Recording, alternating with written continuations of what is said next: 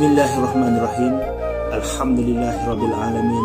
Wassalatu wassalamu ala asyrafil anbiya'i wal mursalin Sayyidina Muhammad wa ala alihi wa sahbihi ajma'in. Rabbi shrah li sadri wa yassir li amri wa hlul 'uqdatam min lisani yafqahu qawli. Raditu billahi rabba wa bil islami dina wa bis sayyidina Muhammad nabiyya wa rasula. Salam sejahtera diucapkan buat yang berbahagia dan dihormati Guru Besar Cemerlang Sekolah Kebangsaan Taman Ihsan Datin Jamnah Ilyas Intan binti Idrus, yang dihormati guru-guru kanan Sekolah Kebangsaan Taman Ihsan, seterusnya guru-guru dan murid-murid serta para pendengar yang dirahmati Allah sekalian. Assalamualaikum warahmatullahi wabarakatuh. Salam Ramadan Al-Mubarak. Semoga perkongsian kita hari ini mendapat rahmat dan hidayah dari Allah untuk sama-sama kita manfaatkan dalam kehidupan kita duniawi dan ukhrawi, insya-Allah. Pertama sekali, alhamdulillah, bersyukur kita kepada Allah kerana tanpa kita sedar ataupun kita tak sedar ataupun kita buat tak sedar, kita dah sampai hampir lebih daripada setengah bulan kita menjalankan ibadah puasa di bulan Ramadan.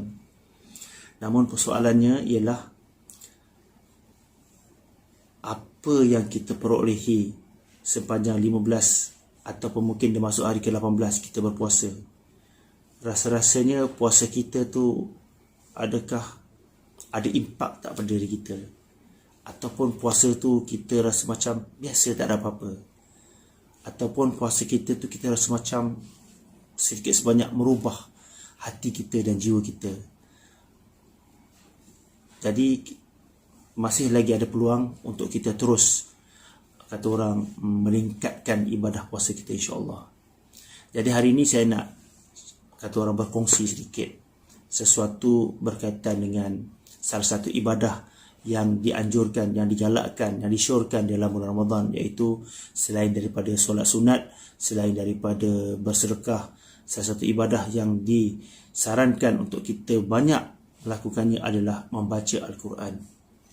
Sebelum tu saya ingin membicarakan sedikit tentang sejarah penurunan Al-Quran ini yang kita kenali sebagai Malam Nuzul Quran. Okey, baiklah pendengar semua. Seperti mana kita ketahui bahawa umat Islam sering mengaitkan turunnya Al-Quran dengan nuzul Al-Quran dan Lailatul Qadar. Okey. Penurunan Al-Quran ni, menurut pendapat ilmuwan dan para ulama, Al-Quran ni dia turun dalam dua waktu. Okey. Yang pertama sekali adalah Al-Quran tu turun ketika malam Lailatul Qadar, yang mana pada malam Lailatul Qadar tu dapat satu peristiwa di mana Allah telah menurunkan Al-Quran tu secara sekaligus. Secara sekaligus, semua isi Al-Quran itu diturunkan secara sekaligus daripada Baitul Izzah ke daripada Lauh Mahfuz ke Baitul Izzah di langit dunia. Kemudian di Baitul Izzah, daripada Baitul Izzah di langit dunia itu, barulah Allah turunkan Al-Quran itu secara beransur-ansur, berperingkat-peringkat kepada Nabi Muhammad sallallahu alaihi wasallam melalui malaikat Jibril alaihi salam. Dan sejarah nuzul Al-Quran tu adalah yang diturunkan kepada Muhammad tu secara beransur-ansur, di mana Al-Quran tu diturunkan kepada manusia, dan manusia pertama menerima wahyu pertama Al-Quran tu adalah Nabi Muhammad SAW melalui malaikat Jibril alaihi salam, yang berlaku pada 17 Ramadan di Gua Hira. Waktu itu usia Nabi 41 tahun. Okey, waktu itu usia Nabi berusia 41 tahun, diturunkan di Gua Hira pada tarikh, kalau ikut Masihi kat sini, adalah pada tarikh 6 Ogos 610 Masihi. Dan ayat yang pertama, menjadi wahyu yang pertama yang diterima oleh Nabi Muhammad SAW adalah daripada surah Al-Alaq ayat 1 hingga 5 yang berbunyi, Bismillahirrahmanirrahim. Iqra bismi rabbikal ladzi khalaq, khalaqal insana min 'alaq, iqra wa rabbukal akram, allazi 'allama bil qalam, 'allamal insana ma lam ya'lam. Bacalah wahai Muhammad dengan nama Tuhanmu yang menciptakan sekalian makhluk, yang menciptakan manusia dari sebuku darah beku. Bacalah, dan Tuhanmu yang Maha Pemurah, yang mengajar manusia tentang melalui pena dan tulisan, yang mengajarkan manusia apa yang tidak diketahuinya. Okey, daripada surah Al-Alaq ayat 1 hingga 5. Kedua-dua peristiwa ini berlaku dalam bulan Ramadan. Kedua peristiwa dalam bulan Ramadan, iaitu yang pertama kita tahu tarikh dia, iaitu Nuzul Quran 17 Ramadan. Yang satu lagi tu kita kena cari. Kita kena cari di 10 nampak jadi saya 10 malam terakhir bulan Ramadan, iaitu berlakunya pada malam Lailatul Qadar. Itu kena cari. Okey.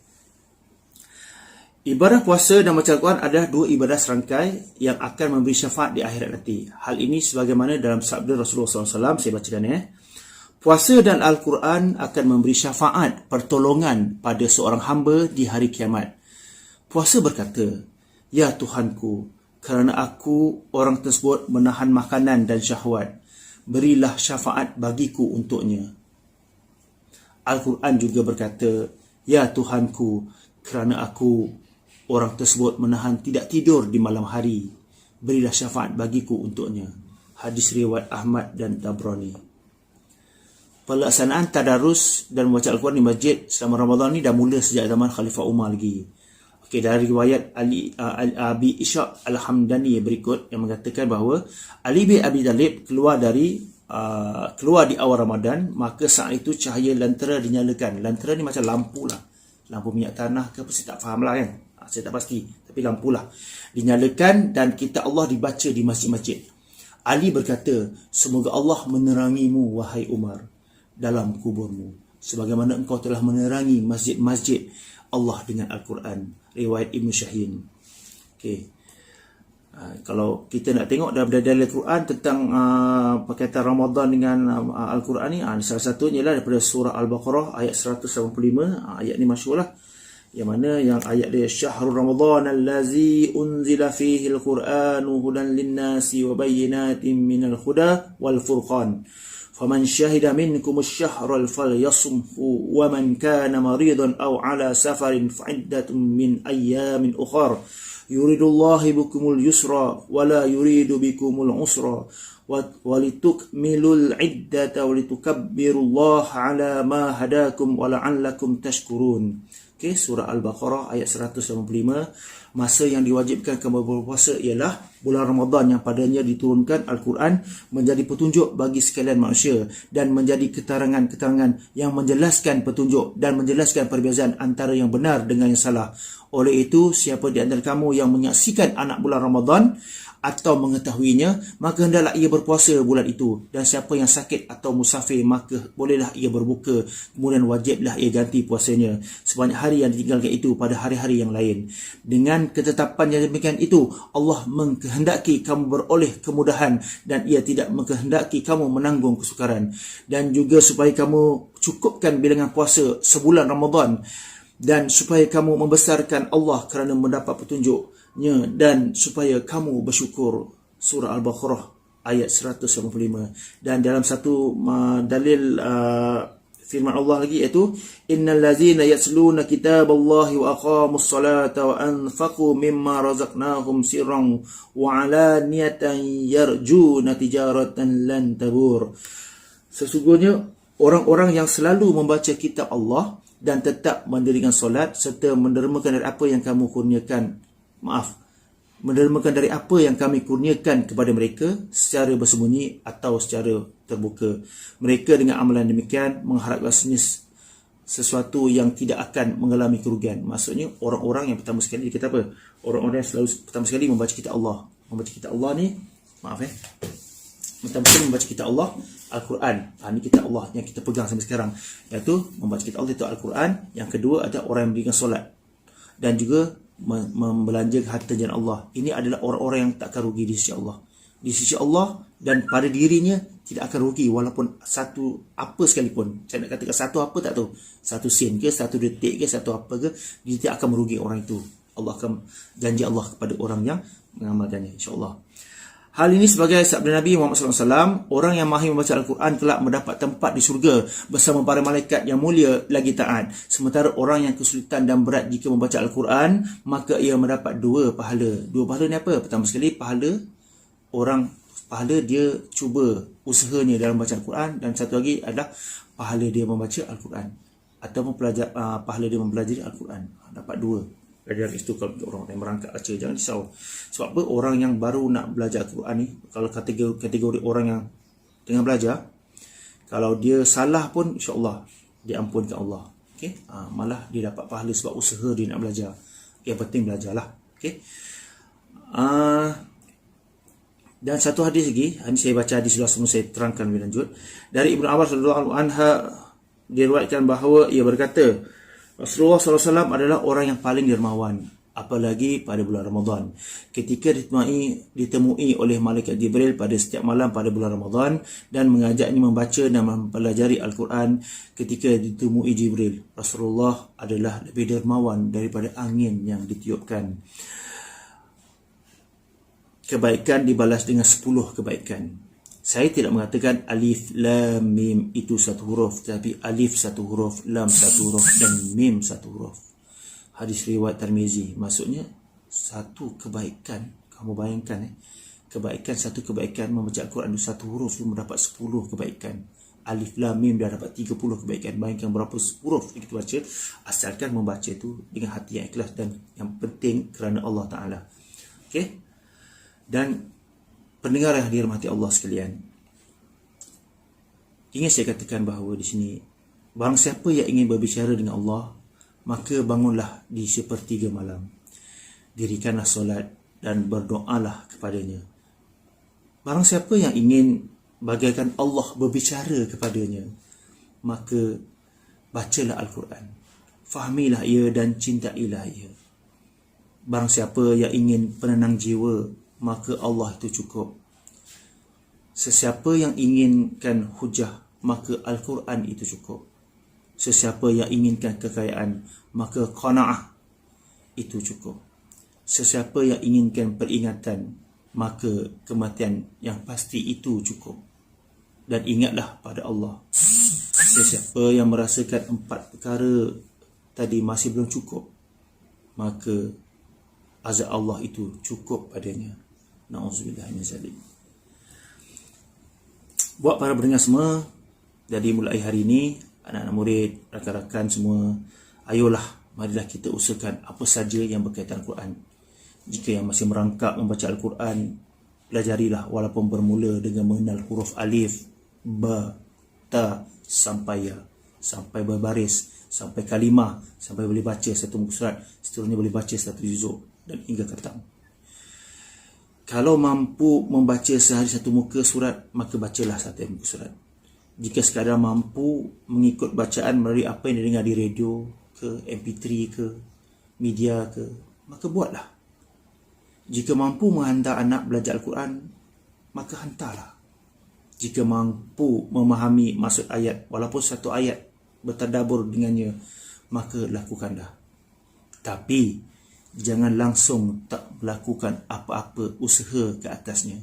Jangan kita tinggalkan Al-Quran, kerana Al-Quran itu akan meninggalkan kita. Bila kita ditinggalkan oleh Al-Quran, Masya Allah, na'udzubillah, maka kita akan sesat. Kerana Allah dah janji, Nabi Muhammad dah beritahu bahawa Al-Quran itu ada salah satu pegangan yang tinggal oleh Nabi, yang kalau kita beramal dengannya, insya Allah kita tak akan sesat selama-lamanya. Bayangkan kalau Al-Quran itu tinggalkan kita, sesat kita tuan, sesat. Na'udzubillah. Dan setiap manusia diberi 24 jam sehari. Tak ada manusia yang dalam dunia ni dia bagi masa 25 jam ataupun kurang 23 jam. Semua sama. Saya 24 jam, anda semua 24 jam, murid-murid semua 24 jam. Jadi jangan kata tak ada masa untuk kita beribadah.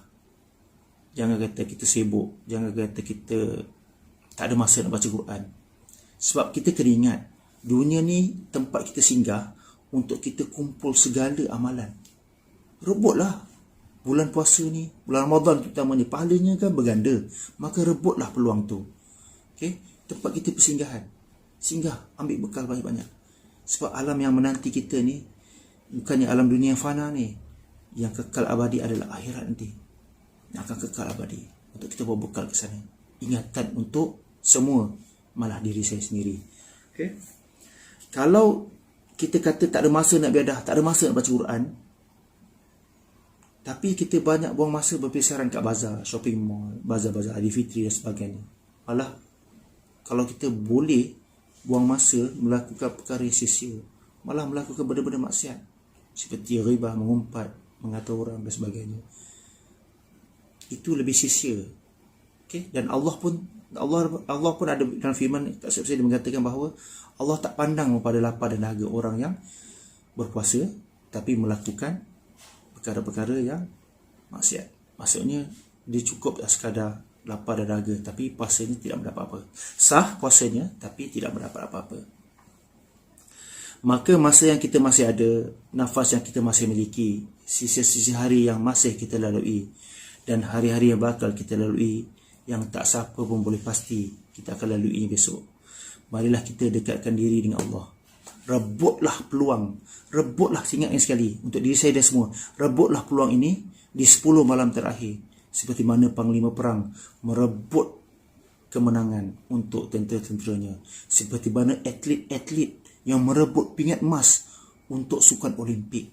Seperti mana kata orang yang menginginkan sesuatu untuk dirinya, achieve dirinya, direbut peluang tu. Macam tu juga kita rebut 10 malam Ramadan ni, insya-Allah. Okey? Kerana insya-Allah mana tahu rezeki kita, okey, dalam kita beribadah di 10 malam terakhir tu, kita akan melalui satu malam yang lebih baik daripada 1000 bulan, iaitu malam Lailatul Qadar. Jadikan Al-Quran sebagai teman, kerana suatu hari nanti pasti Al-Quran itu menjadi pembela di alam barzah dan akhirat. Para pendengar yang dirahmati Allah, seringlah ingat mengingati sama kita. Jika ada sahabat, saudara, teman, ahli keluarga yang terlupa dan terleka, tak sengaja berbuat dosa, tak sedar kewajipan utama, maka tegurlah dengan hikmah tanpa merendahkan maruah.